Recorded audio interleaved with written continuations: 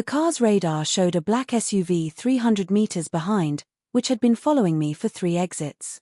I was about to accelerate to lose it when my phone exploded, my sister Emma's number, and her voice came through in a heart-wrenching wail. "Rachel, don't come home. Please, pull over first, check the surveillance." My fingernails dug into the steering wheel. "Emma, slow down. What happened? Just look, you'll see when you look." That feeling, a wrongness seeping from my bones, I felt my stomach churning the moment I stood in our kitchen. I shot off the next exit, tires grinding over the shoulder and kicking up gravel, finally pulling into the abandoned car wash canopy. Leaks from the roof dripped onto the windshield like someone crying outside. Half an hour ago, my husband James Walker had held my hand at the airport, saying he was flying to New York for that arms deal and would be back next Wednesday. He smiled so gently, brushing wind-tossed hair from my face and planting a kiss on my forehead. I'm 39 years old, a lieutenant colonel in the Special Operations Division of the Military Intelligence Agency, Lieutenant Colonel Rachel Ross. 18 years of undercover work, interrogations, and pursuits taught me that Emma's voice carried bone-deep terror, the kind you can't fake. I opened the home surveillance system, the one I'd personally encrypted and installed. First feed, the foyer, roses I'd put out this morning still fresh on the shoe cabinet. Second feed, the study, computer screen lit, an unfamiliar USB drive plugged into the tower. Third feed, the living room. My husband was pinning another man down on the sofa. No, not pinning. Kissing. James's left hand was tangled in that man's black hair, his right hand tearing at the buttons of his shirt. The man's collarbone was exposed, and on it was tattooed a string of numbers, my birthday. On the coffee table sat 2 glasses of whiskey on the rocks. The glasses were my wedding gift, the crystal-engraved set. My pupils dilated as I stared. The man lifted his head, looked directly at the hidden living room camera, and actually smiled. He knew me. He knew where that camera was. He raised his glass to the lens and mouthed something silently. "Thanks for the hospitality." The phone slipped from my hand, hit the gearshift, and the screen cracked. I retrieved it and called Emma. "Where are you?" "The basement." Her voice trembled. I came back for Mom's safe, the one she left. I heard noises upstairs." "Did they see you?" "No." "Leave through the back door. Take nothing, not even your bag." "Rachel." She choked. "I don't know how to say this, but that man told James that Dad's death wasn't an accident." My blood turned to ice in an instant. "What else did he say?" "He said, they said you sold them that terrain map." "Rachel, he said you're the mole." My hands clenched into fists on the wheel, knuckles white. 18 years. I'd walked this road for 18 years, and the trail I'd been chasing led right to my own front door. I segmented the surveillance footage, encrypted it, and backed it up to intelligence servers in 3 different countries. Instinct, even as every nerve in my brain screamed. Just as I was about to start the car, the living room feed moved again. That man pulled something from under the sofa cushion, a compact military-grade GPS tracker. He flipped it toward the camera, showed it, then crushed it in his palm. James wrapped an arm around his shoulder, and the two stood side by side like they were performing some ritual. Then my husband glanced at his watch, raised his head, and said something to the man. His lips were too blurry for me to read. But the man smiled, picked up his coat from the floor, and pulled a photo from his pocket, laying it on the coffee table. The photo was face down. The moment it turned toward the lens, I saw it, me, at 20, in uniform, standing beside my father. And on the photo, a red circle had been drawn around my shoulder insignia number, with a large X across it. Emma's call came in again, her voice now eerily calm. "Rachel, I'm out, across the street." "Rachel, listen, I found a letter from Mom in the basement. She said James's whole family has been acting. She said that man is James's biological brother, the one given away at 3. She said they killed Dad." I wedged the phone between my shoulder and ear and started the engine. Rain hammered the windshield harder, and the car wash canopy groaned in the wind. "Emma, listen. Drive to the military headquarters B point right now, find Colonel Miller, and tell him Bluebird Protocol is activated. Don't explain anything. He'll understand." "What about you?" I stared at the surveillance feed. James had walked to the kitchen and opened the refrigerator. Inside was a lockbox I'd placed there this morning. He took it out, entered the code, my birthday, opened it, and removed a USB drive. Inside that drive was the complete list of all my undercover informants from the past 18 years. I ended the call and floored the gas. As the car shot out of the car wash, the black SUV turned from the corner into my rearview mirror, accelerating. At the same time, on the feed, James plugged the USB into a laptop. The blue glow lit his face, and he lifted his eyes to the living room camera and finally spoke, his voice crackling through the pickups into my ear. "Rachel, you're probably watching by now, aren't you? No rush. When you get back, the house will be very lively." He smiled, then closed the laptop. I wrenched the wheel and tore onto the main road. A strange man's voice suddenly came through my earpiece, low, flat, laced with static. "Lieutenant Colonel Ross, long time no see. Your father asked me to pass on a message before he died." The rear window shattered. A bullet grazed my ear. The voice continued. "Sometimes the enemy sits across your dinner table." I slammed the brakes, the car spinning 180 degrees on the slick asphalt, headlights from oncoming traffic blinding me. But I could see it. The black SUV's passenger window rolled down, revealing a dark gun barrel. And on the last surveillance screenshot on my phone, James and his brother were pushing open my mother's bedroom door. Behind that door was the final file my father had left behind. The cover read, "Traitor List." First line, my name. Second, Emma. Third line had been crossed out in red, but faintly visible characters remained, Mother. As the high beams lit my rain-soaked face, I finally recalled where I'd heard that strange man's voice before. On the day of my father's burial, standing under the farthest cypress tree in the cemetery, a man in a black trench coat, umbrella-less, collar turned up to hide half his face. Only a wrist showed, tattooed with a string of numbers, my birthday. And my brother-in-law, bearing that same tattoo, now stood in my mother's room, slowly and deliberately rebut-toning his shirt while gazing into her vanity mirror. The earpiece delivered a final line, light as a sigh. "Lieutenant Colonel Ross, welcome home. The bomb in your house has 3 minutes left." The rain fell harder. 3 minutes. Those two words stabbed into my temples like ice picks. I didn't slow down, I kept the accelerator pinned, wipers frantically sweeping the curtain of water off the windshield. In the mirror the black SUV clung tight, its headlights two beams in the rain like unblinking eyes. The military B point was east of the city, 12 kilometers from home. 3 minutes, I couldn't fly there. I ran rapid calculations in my head. James knew I'd check the cameras, knew I'd find the USB, knew I'd rush back. That bomb was meant either for me or for Emma. Emma had just slipped out the back, crossed the shrubbery across the street on foot, her car was 2 blocks away. I dialed Emma's number. No answer. Again, no answer. My stomach dropped, her phone might be intercepted, or she might already be. I didn't dare think. Another crack from the rear window, this time the bullet took out the left rear tire. The car lurched hard sideways. I gripped the wheel for dear life and kept the gas down. The car fishtailed on the slick road. I spotted construction barriers ahead, orange cones scattered in the rain. I gritted my teeth and aimed for them, rolling over cones, scraping the undercarriage on gravel, the rear wheels slipping. I used the momentum to whip into a sharp turn and plunged into an unfinished housing development. Steel skeletons rusted in the rain like rows of bare bones. The SUV followed, but the road was narrow, it was bulkier than mine and slower in the turns. I seized the moment to slam the brakes, throw it into reverse, and ram straight into its front bumper, bang.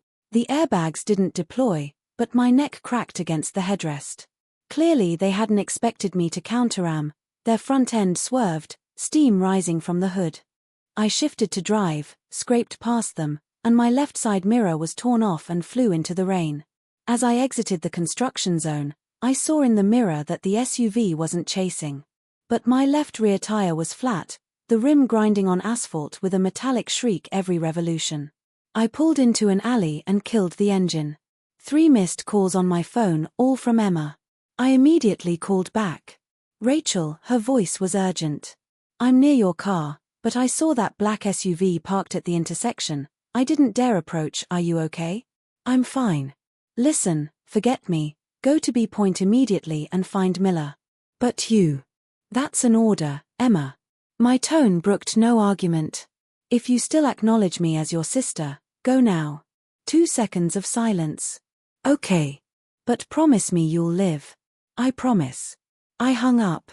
I leaned back in the seat, closed my eyes, took 3 deep breaths. My heart rate dropped from 150 to 120. A soldier's instinct cleared my mind of clutter and focused on the facts. First, there might or might not have been a bomb in the house. Second, James had the informant list. If he leaked it, every informant I'd cultivated in 18 years would be dead within 24 hours. Third, that file had my name and Emma's, with mother crossed out, meaning she was either the mastermind, a victim, or, I inhaled sharply, already silenced. I reopened the surveillance app. The living room feed was still up, but the timestamp had jumped to 11:52. James and his brother were gone from the frame. Mother's door was closed. The fridge door stood open. I switched to a hallway camera, empty. Then to the basement stairwell, the light was on. Then I heard a muffled thud. Very faint, as if from a distance, but the pickups caught it. Then the screens flickered and went black simultaneously. Power cut. Or they'd severed my surveillance feed. I stared at the black screen for a second, then realized if the feed was cut, they knew I'd been watching. They knew I was online. James's line "you're probably watching now" wasn't a guess, it was confirmation. He'd probably implanted a reverse tracking script that told him when I opened the app. I tossed the phone onto the passenger seat, started the engine, and pulled out of the alley on grinding rims. The rain had lightened, but the road was still wet. I took a detour off the main roads, weaving through residential streets toward home. I wasn't going to charge in, I'd observe first.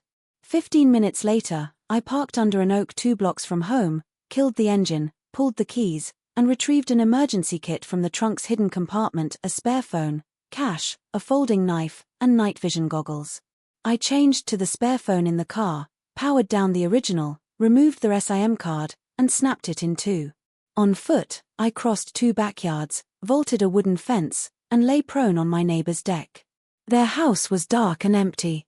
From the deck's edge I peered toward my own house. Pitch black. No lights, no movement. The front door was ajar, no light escaping the gap. Rain coursed off the roof and down the gutters. The whole house was as silent as a grave. Through the night vision goggles I saw fresh tire tracks on the front lawn, not mine. The front doormat was askew, beside it lay a cigarette butt, soaked through. The second-floor bedroom curtain was half-drawn, but the goggles showed no human shape. I lay motionless in the rain for 3 minutes. Then I heard a noise, low, muffled, coming from the basement. Not an explosion. A thud. Once, twice, then a third time, then silence. I took a breath, rolled off the deck, hugged the fence to the backyard. The back door was unlocked. I nudged it open and slipped inside, standing in the dark kitchen. The air held a faint smell of natural gas, not too strong. The refrigerator door still hung open, the USB was gone. I gripped the folding knife and crept toward the living room. Feet on carpet, silent. The living room was empty, sofa cushions turned over, glasses still on the coffee table, but the photo was gone. Down the hall, Mother's door was closed. The basement door was open, a black maw of a stairwell. I chose the basement first, the thuds had come from there. The stairs were steep, wooden steps creaking faintly underfoot. 1 step at a time, the night vision goggles casting a green glow on the concrete floor and cluttered storage shelves. The basement smelled of mildew and damp concrete. I rounded the corner. Emma was curled in the corner, hands zip-tied behind her, a cloth gag in her mouth. She saw me, her eyes flew wide, and she shook her head frantically, tears and rain and snot smearing her face. She was warning me away. But I was too late, a hard muzzle pressed against the back of my skull. Lieutenant Colonel Ross, a man's voice murmured in my ear, low and raspy. I said, "Welcome home." The tattoo. That string of numbers. My birthday. He stood behind me, the muzzle pressed to my occipital bone. James's brother. "Turn around," he said. I turned slowly to face a face nearly identical to my husband's, the same brow, the same jawline, except his eyes were hazel, James's dark brown. He wore a black fitted t-shirt, veins standing on his arms, the gun a Glock 17 with a suppressor. "What's your name?" I asked. "Didn't your husband mention me?" He grinned. "I'm Daniel. Daniel Walker. Though you might know me better by my other code name, Crow." Crow. I'd been hunting that name for 5 years. The agency's most wanted spy broker, responsible for at least 7 intelligence leaks, always clean, never left witnesses. He was Crow. "You work for James?" I asked. "No, dear sister-in-law." Daniel pressed the muzzle slightly harder against my forehead. "James works for me. From the very first day he met you, he was working for me. You've been married 12 years. You thought he was your husband. Here's a plant I placed beside you. Every mission, every informant report, every encrypted communication, he copied it all for me. Your father nearly uncovered me back then, came close to flushing me out, so," he shrugged, his smile devoid of any guilt, "we arranged that accident for him." Emma whimpered behind me. I gripped the knife, but I knew one trigger pull and I was gone. I needed to stall. "That list," I said, "is it fake? Real?" Daniel tilted his head. "Your father's list was real. He wrote your name himself. He suspected you. Rachel thought you were working for my organization too, but he was wrong. He listed you and Emma, then crossed Emma out and rewrote something. But he never got to finish before he died. Then why keep me alive, now that you have the list?" "Because the list is just names, no evidence." Daniel stepped closer, his nose almost touching my forehead. "I need you alive to personally decrypt that file your father left behind. Your mother locked it in the safe in her room. The code is yours alone. James tried your birthday wrong. My mother was still alive." My heart lurched. But I kept my face still. "Where is she?" "Upstairs, guest room, sleeping." Daniel smiled. "Don't worry, just a sedative. She's not dead, she knows the code too. But you're harder to crack than her, aren't you?" Emma's muffled cries grew louder behind me. She was making noise deliberately, trying to distract Daniel. In the split second he glanced toward her, I slammed my knee into his gut and twisted my head away from the barrel. The suppressor coughed around past my ear, impacting the concrete wall behind. I slashed backhand at his wrist, the blade cut his skin, blood splattered, but his grip didn't break, and the muzzle realigned on my chest. "Don't move," he gritted out. "Next one goes through your sister's kneecap." I froze, panting, blood from the knife dripping to the floor. "Decrypt it," he said, "or your sister is crippled. Your choice." I looked at him, then at Emma's tear-streaked face in the corner. 18 years of military training told me never to yield to an enemy, but Emma wasn't a soldier. She was my sister. "Okay," I said. "I'll take you to the safe. But let her go." Daniel's eyes narrowed as he weighed it for 2 seconds. "Fine. You lead, I follow. If you try anything, I pop her first, then your mother." I turned and walked up the stairs, step by step toward my mother's room. Daniel's footsteps followed close enough that I smelled his cologne, the same brand James used. Mother's door was half open, a bedside lamp glowing inside, its yellow light spilling across the hall floor.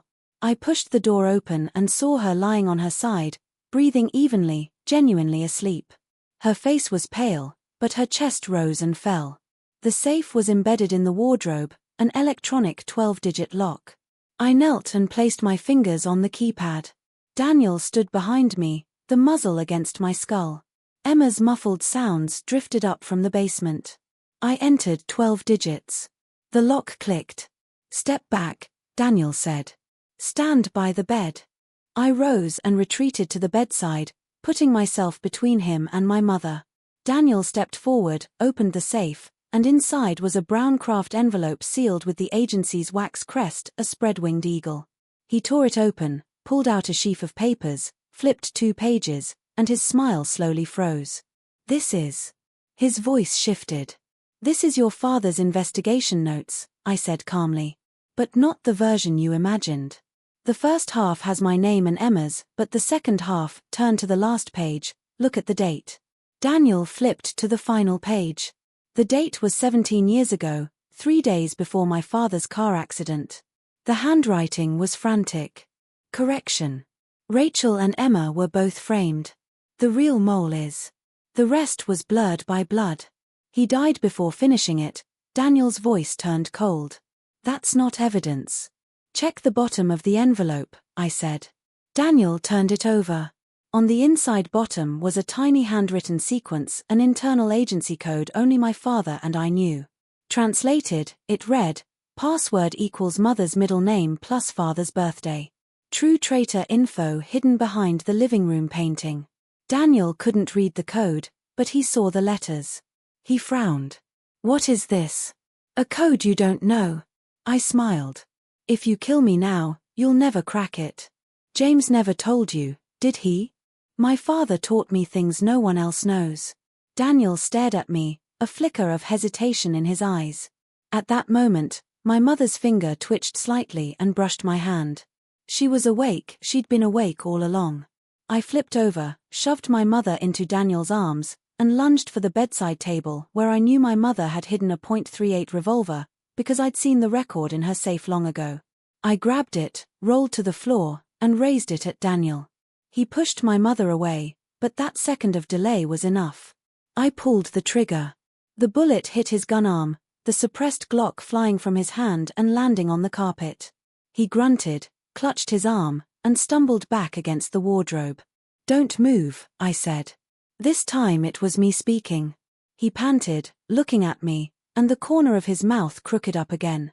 You won't kill me, Rachel. You were never a killer. You're an intelligence officer, not an assassin. You're right, I said.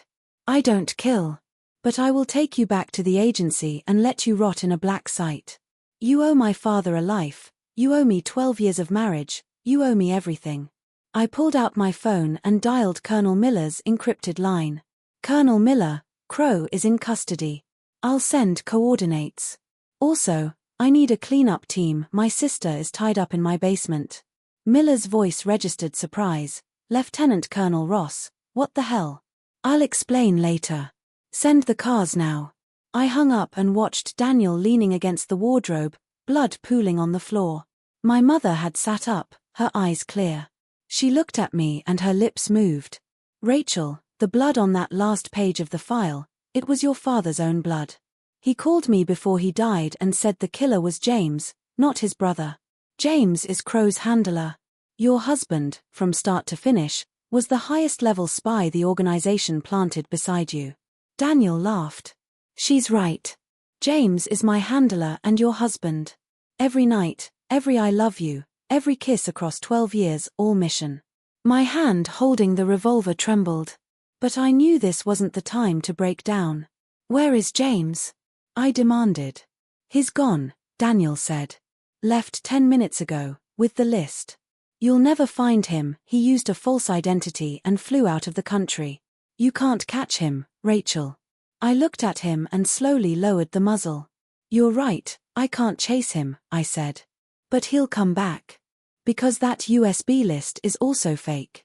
I prepared it specifically for you and him. The real list was never on that drive, it's in Emma's head. Daniel's expression finally cracked. Outside, the rain stopped, and sirens grew closer. The sirens came from 2 blocks away, red and blue lights flickering through the wet canopy like festive beacons, but this festival held no joy. I didn't lower the gun.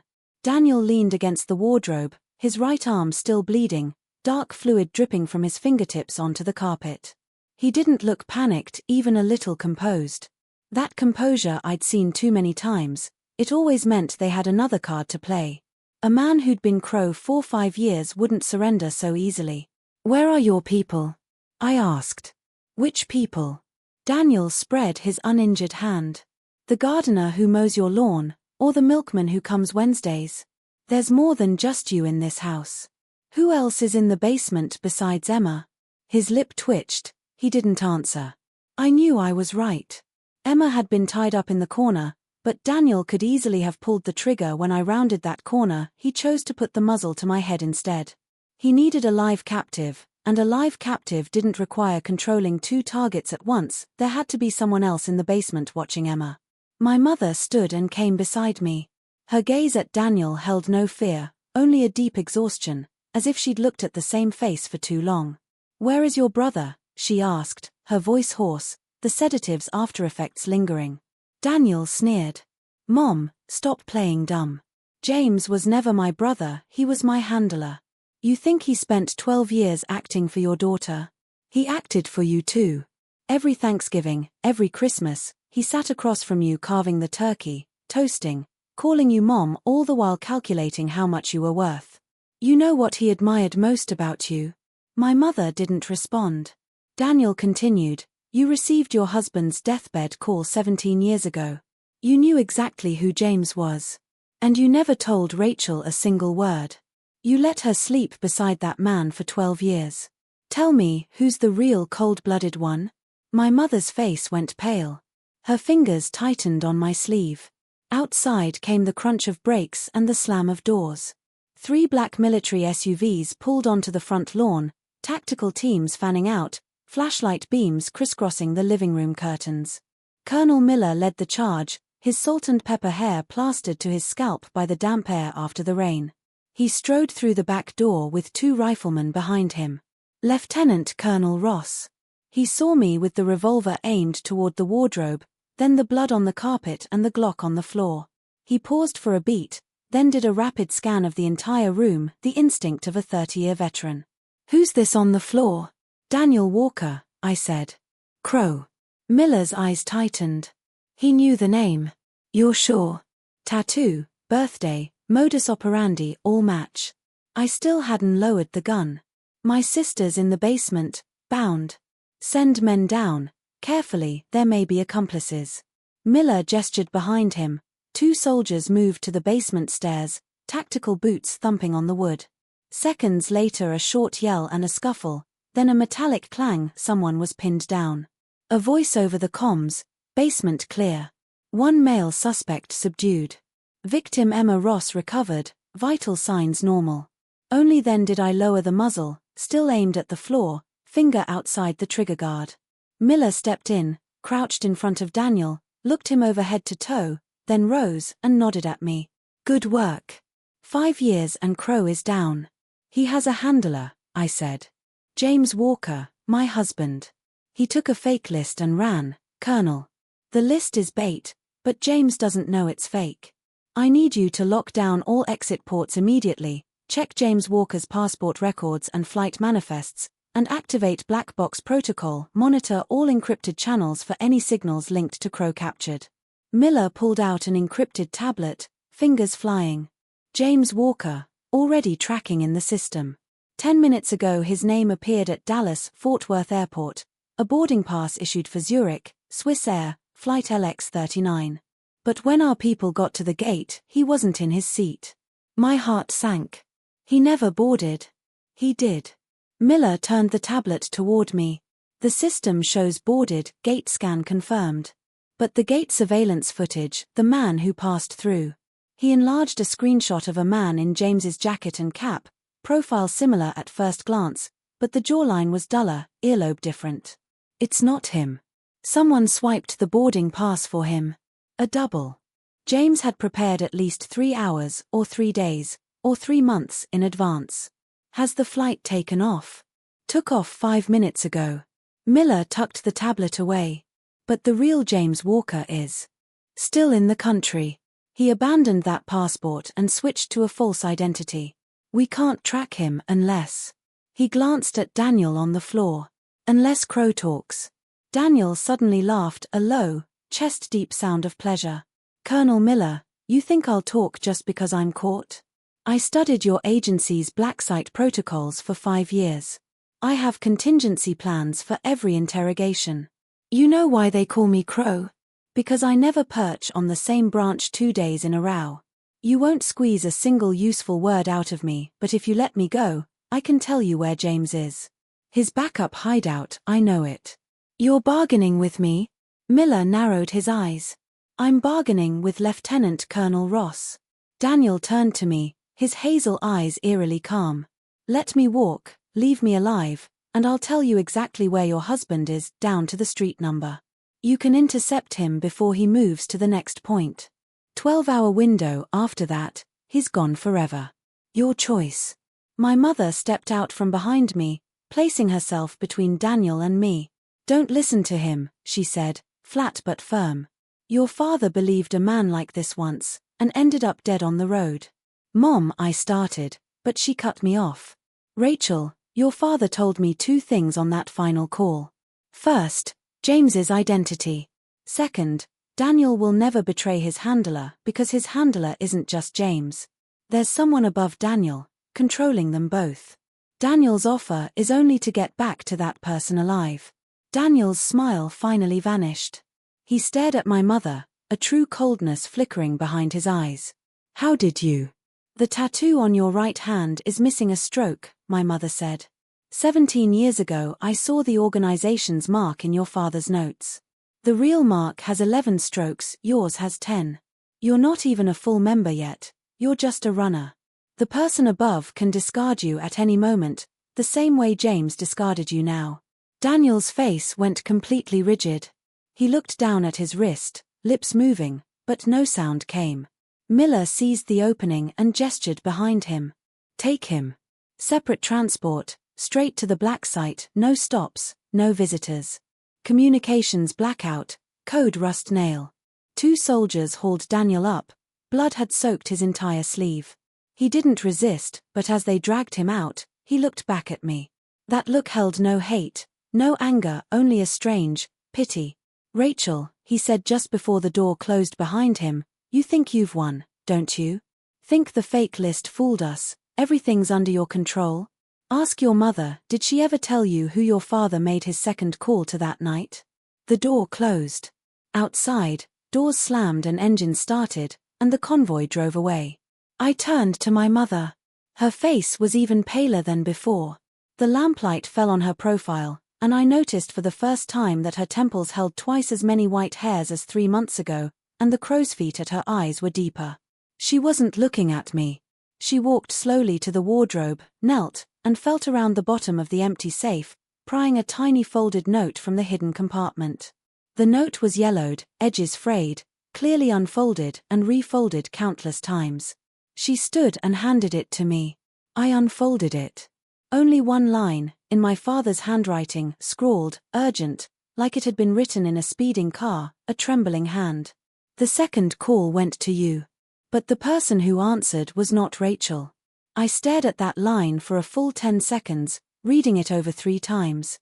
Mom, I said, my voice barely above a whisper, what does this mean? My mother finally looked at me, her eyes red. The night before your father died, he called our landline. You were at the base, I answered. He said he had urgent information to tell you, had to say it before tomorrow. But after he hung up, the next morning, you called back and said he'd already spoken to you, that you knew. I froze completely. I never made that call, I said. I know. My mother's voice trembled. At the time I thought you'd misremembered, or that he'd called your mobile first. But when Daniel said what he said just now, it suddenly hit me. The person who answered that night might not have been you at all. The smell of gas still lingered in the kitchen, the light overhead flickered faintly. I clenched the note in my palm, the paper rustling. If someone had impersonated me to take my father's call 17 years ago, how? Much of his final message had been altered. What had he been trying to tell me? The name of the true mole, the one he'd started writing and never finished, who was it? My mother steadied herself against the wardrobe and stood, her steps unsteady.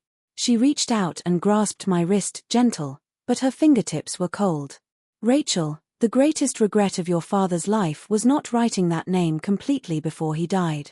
He'd gotten halfway when someone shot at him from behind. In his final moments, he called me and said only this, tell Rachel, trust no one. Trust no one. I looked down at my hands. The tiger's mouth still bore Daniel's blood, my right index finger carried the callus of years of gripping a firearm. 12 years ago, James had held these same hands at our wedding and said those exact words. Trust no one, he'd said before the priest. But you can trust me, because I'm your family. Family. The word now sat in my throat like a bone I couldn't swallow. I released my mother's hand and walked to the living room window, pulling aside the curtain to look out. The street was empty after the rain, streetlights reflected blurry halos in puddles. Beyond, the skyline glowed with the grey-blue of dawn. Dawn was coming. I told myself, when dawn comes, I must act. James was gone, but the mess he left behind was more than one thing. The fake list was still in his hands. Once he discovered it was fake, he'd either come back for the real one, or leak it as if it were real and tip off the organization. Either way, I could reverse track him. What he didn't know was that the real net I'd woven had never been on that USB at all. Emma emerged from the basement with 2 soldiers behind her. The zip ties had been cut from her wrists, leaving red welt marks. She saw me at the window and rushed over, wrapping her arms around my shoulders. Her body trembled slightly, her chin pressed into my collarbone, her voice muffled. "Rachel, that man who was watching me in the basement, he told me something." "What?" Emma pulled back. Her expression was odd, a mix of confusion and fear.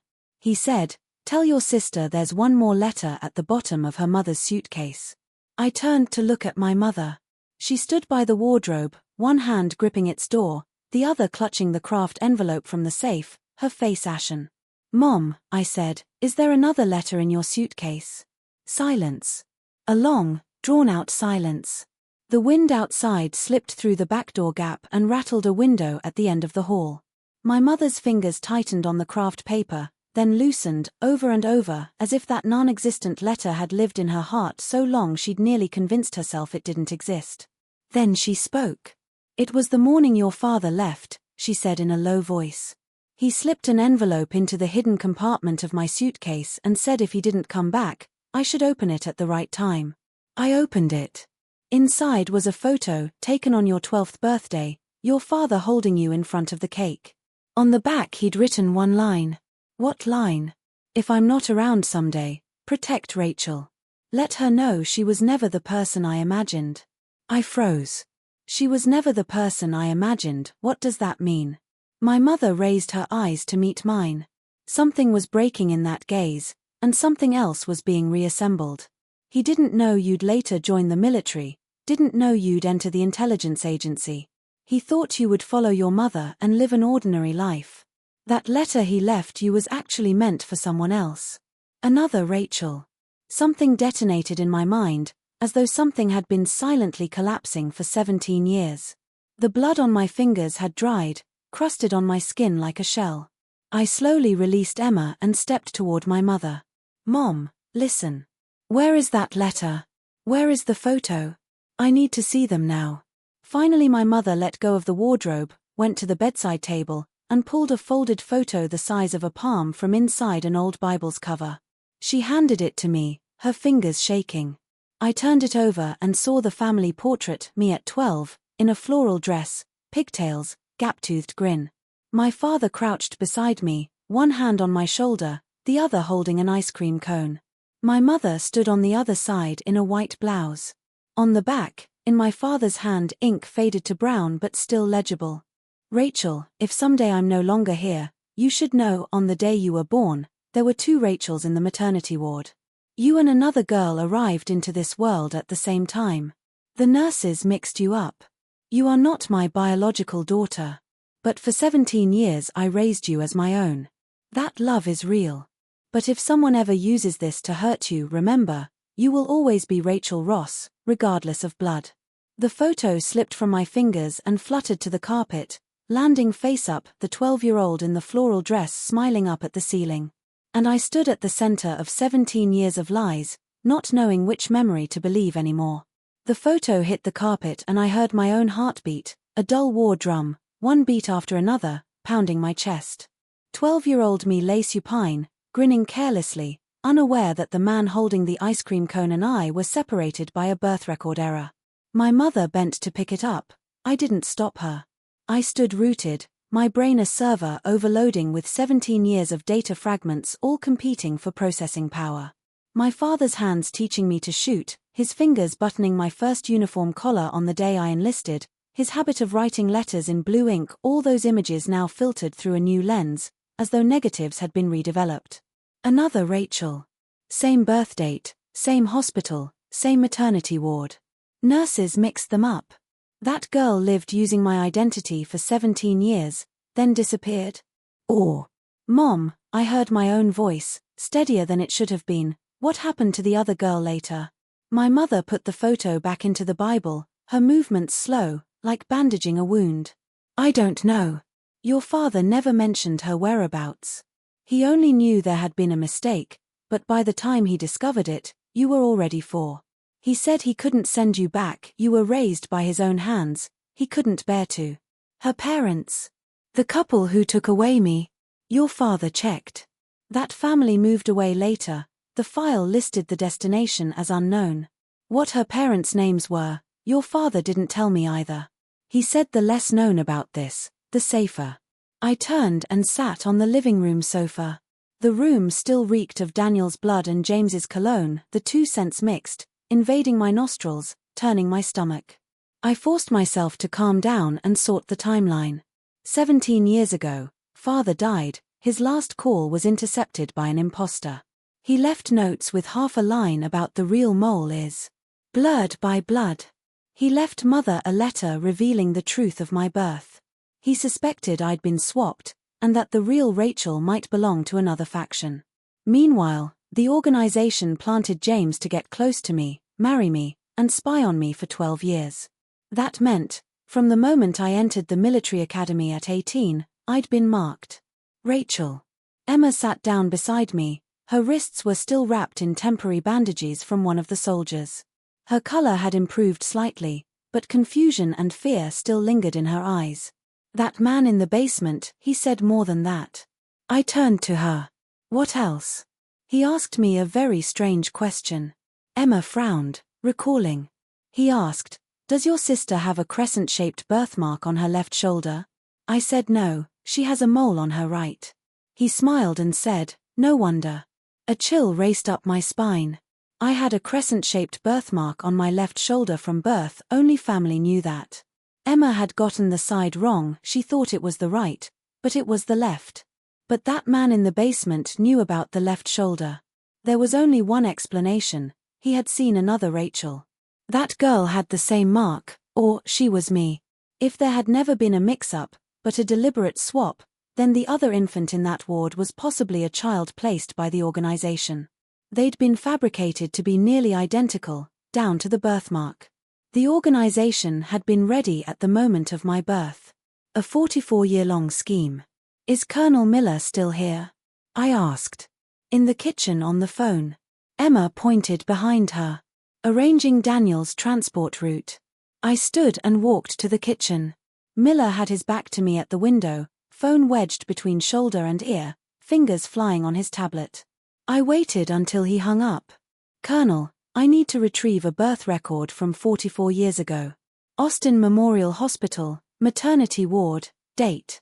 2 female infants were registered as Rachel that day. I need the follow-up file on the other one, including her parents' names, their whereabouts, and her subsequent identity records.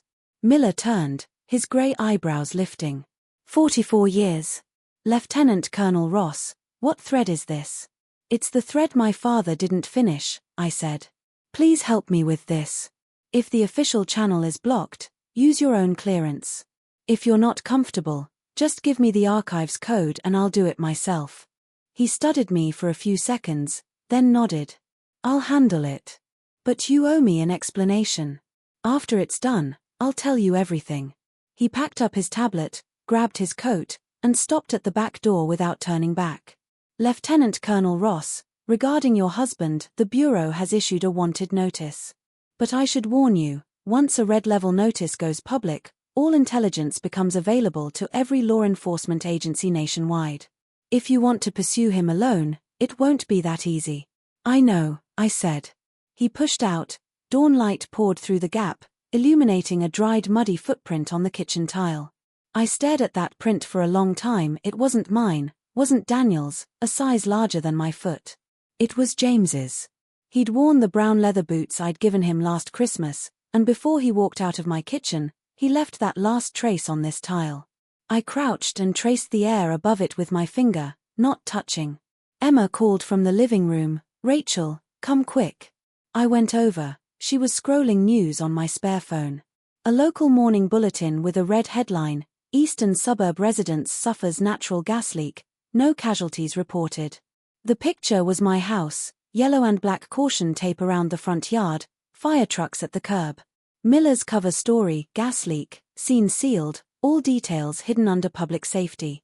But Emma's finger stopped on a scrolling caption below. It was short, Austin Memorial Hospital suffered a fire this morning, archives badly damaged. The hospital says a large number of early birth records are irrecoverable. 6:19 a.m. My request to check the archives had been sent at 6:08. 44 years of records, burned at this exact moment. I stared at that scrolling text and clearly understood one thing. Someone was monitoring my every move in real time. From Miller leaving me to issuing his query, no more than 10 minutes elapsed. Within 10 minutes, they'd set fire to all those records. That meant the person listening was inside the agency itself, maybe even on Miller's communication link. "Emma, give me the phone." She handed it over. I quickly dialed a number. When it connected, Miller's hoarse hello came through, low and with a subtle urgency. "Colonel, Austin Hospital is on fire," I said. Silence. 2 seconds. "I just got the news. The archives are gone, all paper records and early digital backups. They used an internal timer set to trigger 8 minutes after I sent the query." His voice dropped lower. "Lieutenant Colonel Ross, I need to tell you something. When I sent that query, the system logged an internal event on James Walker's workstation. James's agency account is still active. Account suspended, but he planted a silent thread. Any search for Rachel Ross birth record automatically generates a log and sends it to an external email.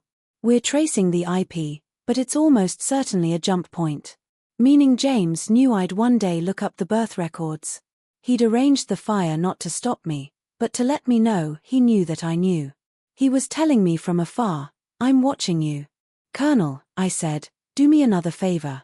That letter from my father in my mother's suitcase, I need handwriting and inkage analysis. Also, if convenient, send someone to my father's old archive and find something, his schedule for the last week before his death, down to the hour. See who he met and where he went in the 3 days before he died. I'll try. Miller hesitated. Lieutenant Colonel Ross, it's not safe for you alone at home. I'll send someone. No. I have a place. I hung up and went into my mother's room. She was still sitting on the bed, clutching the old Bible, the photo back inside. When she looked up at me, her eyes held a hollowness I'd never seen, as though she'd held that secret so long it had replaced her flesh, and now that she'd been forced to give it up, a large piece of her was missing. Mom, you have to come with me. She didn't ask where, just stood slowly, put the Bible into her handbag, and zipped it up. I found an emergency duffel in her closet and packed a few changes of clothes and her daily blood pressure medication. Emma waited downstairs. The 3 of us left through the back door, skirted the caution-taped area, crossed the neighbor's backyard, and returned to my car under the oak. The left rear was still flat, but there was a spare in the trunk. 10 minutes later I'd changed it. Dawn had fully broken. The streets had early dog walkers and newspaper trucks. I drove to a motel on the outskirts with private garages, paid cash for a room, parked, and rolled the garage door down. The 3 of us settled in. Curtains drawn, lights off, only the glow of phone screens on our faces. What now? Emma asked. Wait, I said. Wait for Miller's reply. And we need to run an analysis. I typed a rough framework into my phone's memo. Known. I was swapped or cloned at birth. Another Rachel exists, possibly raised by the organization. Father found a lead and died in an accident. James was planted by the organization, undercover for 12 years. Daniel is Crow, but there is a true mastermind above him. There is a mole inside the agency monitoring Miller's communications. Father's last call was intercepted by an imposter. Unknown. Where is the other Rachel now, alive or dead? What role does she play? The true traitor's name, blood-blurred in Father's notes. Who impersonated me on that call? Who is James's handler, organization head? Why did Father initially suspect me, then correct it to framed? Rachel, Emma leaned in to look at the screen. Do you realize all these threads revolve around one thing, the informant list? The real list is in my head, who else knows that besides us? I thought. Miller doesn't. Daniel doesn't. James was certain the USB list was real. That means they don't know where the real list is. But what names are on the fake list? Some retired operatives, I said. In name they're informants, but most have emigrated or passed away. Even if they go after each name, they won't get any usable intel. But they won't figure out it's fake immediately, it'll take 3 to 5 days to verify currency. Those 3 days are our only window. Emma nodded, her expression growing grave. In those 3 days, the organization will do everything to extract the real list from you. With Daniel gone, they'll send worse. And, she hesitated, they know you know about the infant swap. Once that's out, you become a person of questionable identity within the agency system. Once your identity is in question, your clearance freezes, your wanted notices are voided, and all pursuit operations you initiate are internally blocked. She was right. That's why James burned the archives, not to stop me from finding him, but to make me a person without verifiable records. In an intelligence system built on clearance and documentation, an officer without a birth certificate is a ghost whose account can be terminated at any moment. I suddenly understood my father's notes. He'd written my name, crossed it out, and added framed. He was already protecting me. He knew about the swap but didn't disclose it, because he knew disclosure would strip me of all legal identity and purge me from the system. So he investigated in secret, and died on the road. I clenched the phone, the memo on the screen warmed slightly. Emma, do you remember that summer before Dad died when he took us to Austin? Emma thought. I remember. He rented an apartment near that hospital and stayed a week. Mom came too, but we weren't allowed into the hospital, only waited outside. My mother suddenly spoke. He wasn't there to check records. Her voice was so soft it seemed to drift from far away. He was meeting that girl. The other Rachel. She was alive then, 30, teaching at a middle school in Austin. Your father found her and wanted to do DNA testing to confirm the situation. But she refused. Emma and I turned to look at our mother simultaneously. You knew where she was all along. My mother's fingernail traced the Bible cover, making a faint scratching sound. She knew. I knew. The night your father came back from Austin, he sat on the living room sofa and told me one thing. He said, she's already married, living well, doesn't know her own origin. I shouldn't disturb her. He never mentioned her again after that. What's her name? Where is she now? My mother shook her head. I only know her married surname. She married a man named Harrison and moved out of state afterward. I don't know which one. Your father said let her live peacefully, so I didn't press. Harrison. I searched my memory for that name in any agency files. No particular impression. But that didn't mean much if the organization didn't know about her. She was safe. But what if they did? I picked up the phone and dialed Miller's encrypted line. 3 rings, then connection. Colonel, I need you to look up someone named Lieutenant Colonel Ross. Miller cut me off, his voice carrying a stiffness I'd never heard. Stop using internal systems for now. You're right, our communication link has a leak, but it's deeper than you think. I just received a message from the records division. An internal investigation has been opened against you personally. The initiating signature is... He paused. Your father. I went rigid. The signature is dated 17 years ago. The system shows this investigation order had been in pending initiation status until 6:40 this morning, when it was automatically triggered.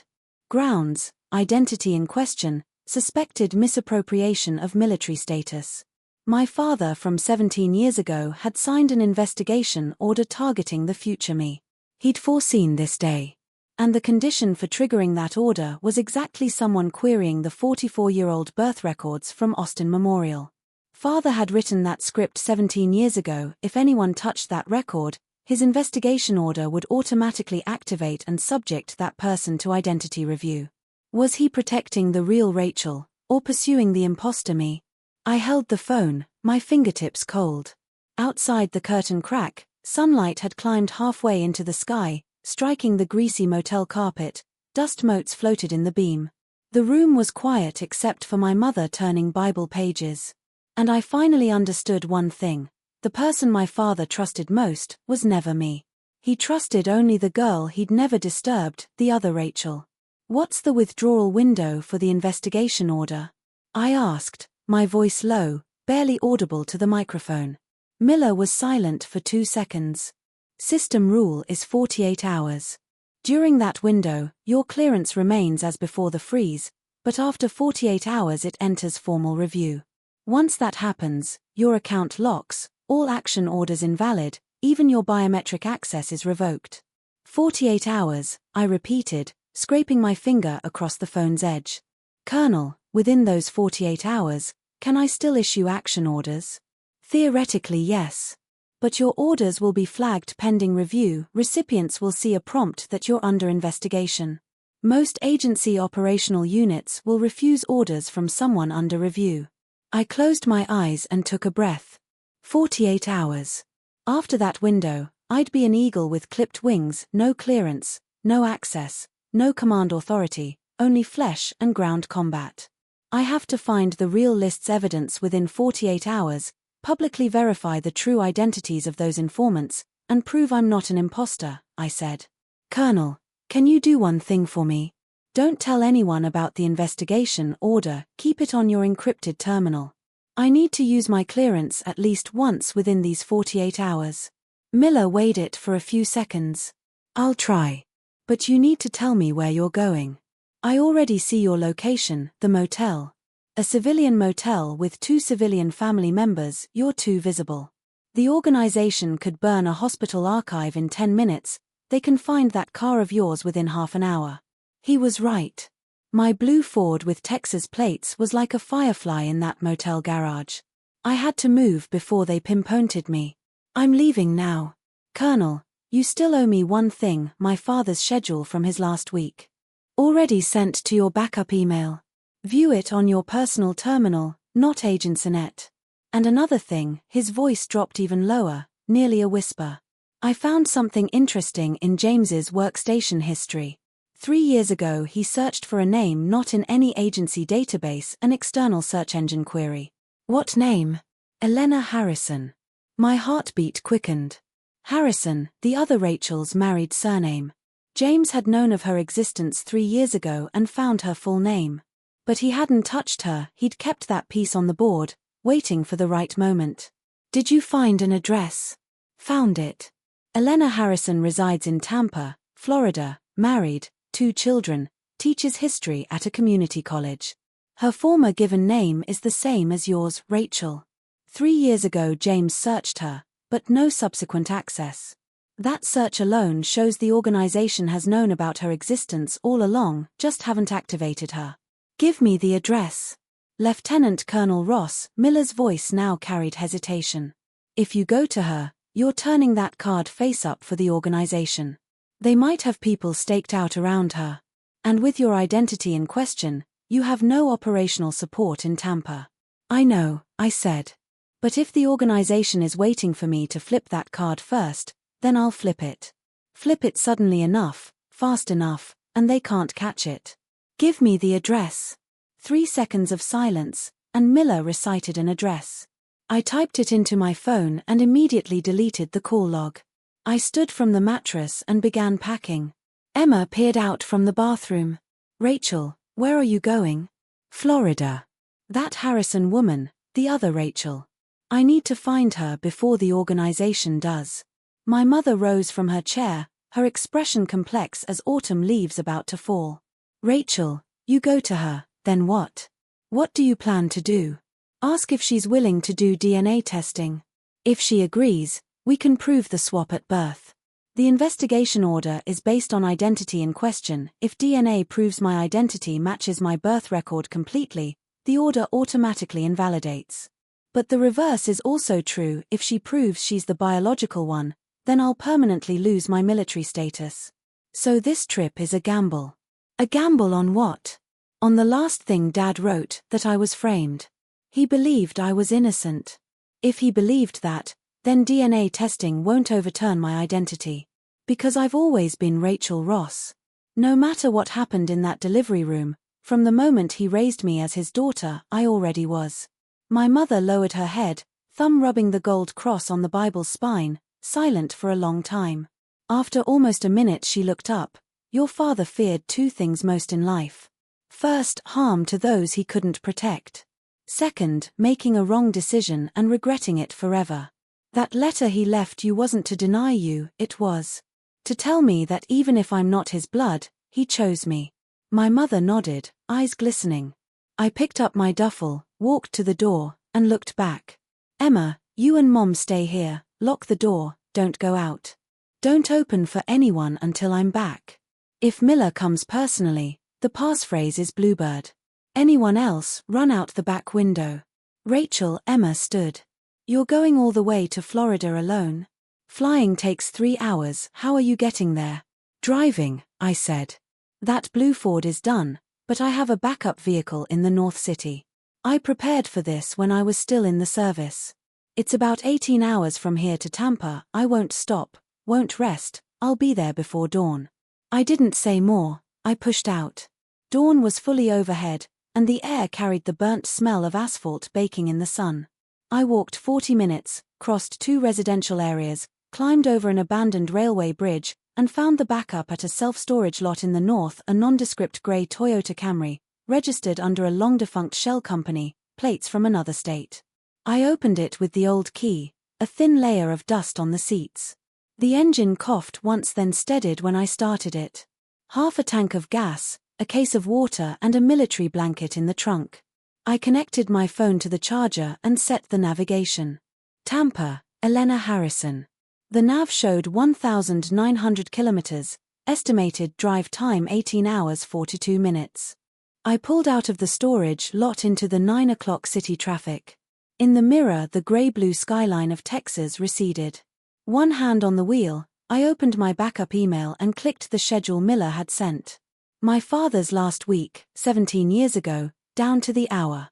Monday, morning agency meeting, afternoon review of Northern Sector informant reports. 7 p.m. dinner with daughter Rachel, restaurant, Oasis Grill, 3 kilometers from home. I paused at that line. That Monday night I distinctly remembered being at the base on overtime. I never went out for dinner. My father's schedule said dinner with daughter, but that person wasn't me. That night he'd met the other Rachel. At a barbecue restaurant on the outskirts, sat across from her, ordered steak and a glass of red wine, talked for 2 hours. And when he came home, he told my mother she's married well, I shouldn't disturb her. He hadn't told the truth. Not only did he disturb her, he gave her something that night. The schedule didn't record details, but at the end of that time slot there was a handwritten parenthesis with 3 words, delivered. Delivered what? A document. An object. A code only the two of them knew. I scanned the road while rifling through any memory of delivery. After my father died, when I sorted his belongings, I noticed a dark blue notebook missing from his study drawer. I'd thought it was lost in the accident. But if he'd handed it personally to the other Rachel. That was his investigation journal. All the leads, inferences, evidence in that notebook. The organization burned the archives, took the fake list, controlled my husband, planted Crow, but they couldn't find the most critical piece, because it was in the other Rachel's hands. And that Rachel, at this moment, lived in an ordinary suburban house in Tampa, probably making breakfast for her kids, completely unaware she held the life or death of the entire agency informant network in her hands. I floored the gas. The gray Camry sped west on Interstate 10. The rearview mirror showed no tail. The cabin was quiet except for the navigation voice reminding me of upcoming conditions every half hour. At the 6th hour, my backup phone buzzed. An encrypted text from Miller, only 7 words. Organization has located your vehicle. Beware. I snapped a glance at the mirror. A dark blue Chevrolet in the traffic kept a steady distance, had been on my right rear for 3 exits. It didn't close in, didn't overtake, just held the same gap. I sped up, it sped up. I changed lanes, it followed. I signaled to exit, it signaled too. I cancelled the exit, accelerated back onto the main road. It followed. Confirmed, not my imagination. I pushed the speed to 140 kilometers per hour, weaving through traffic. The dark blue Chevy stayed on me. Ahead was a large freight depot with a fork leading 2 different directions. I took the right branch, then at the last second wrenched the wheel left. The car fishtailed briefly on the asphalt, tires screaming. The trailing car was momentarily blocked by a truck. In that instant I turned into the depot's loading area, circled behind a row of shipping containers, and killed the engine. I lay over the steering wheel, peering through the windshield at the depot entrance. 3 minutes later, the dark blue Chevy cruised past without stopping, continuing along the main road. I let out a breath, restarted, and exited through the depot's other side onto a service road. The nav recalculated with an extra 40 minutes. Fine, alive was what mattered. The phone buzzed again. This time an unknown number, no caller ID. I hesitated 2 seconds and answered. A woman's voice, soft, with a slight accent, calm as still afternoon lake water. "Rachel, don't drive to Tampa. She's not there anymore." My fingers gripped the wheel. "Who are you?" "The person your father delivered the notebook to 17 years ago. I'm also named Rachel. I'm about 20 kilometers ahead of you, waiting at a gas station. When you see my car, don't follow too close, I'll take you another way." "How do I know you're her?" A moment of silence. Then she said, "That crescent-shaped birthmark on your left shoulder, I have it too. The truth your father uncovered is no nurse mixed up babies. There was a lab. The 2 of us were split from the same embryo and implanted into 2 mothers. You and I are the same person." The call ended. I held the phone, frozen behind the wheel, the sun brilliant outside on the highway, traffic streaming. 1 embryo, split into 2 persons. The half-sentence in my father's investigation notes finally clicked. Correction. Rachel and Emma were both framed. The real mole is. I suddenly understood the blood-blurred word. What my father had been trying to write was, the real mole is the one who created us.